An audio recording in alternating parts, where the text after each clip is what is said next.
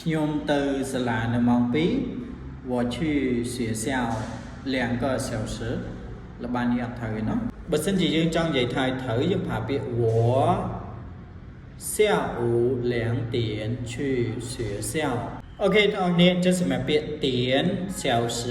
បើយើងបកទៅគឺម៉ោងដូចគ្នាក៏ប៉ុន្តែការប្រើប្រាស់គឺអត់ដូចគ្នាเนาะអញ្ចឹងសម្រាប់ពាក្យ小时ម៉ោងដែលវាជារយៈពេលឧទាហរណ៍1ម៉ោងគឺយើងនិយាយថា1个小时2ម៉ោង2个小时តែសម្រាប់ពាក្យទៀនណាគឺម៉ោងជាចំណុចមានន័យថាឧទាហរណ៍ថាខ្ញុំទៅសាលានៅម៉ោង10ព្រឹកអញ្ចឹងយើងនិយាយថា我上午10点去学校ខ្ញុំទៅសាលារយៈពេល2ម៉ោងយើងនិយាយថា我去学校2个小时អូខេជួបគ្នាវីដេអូក្រោយ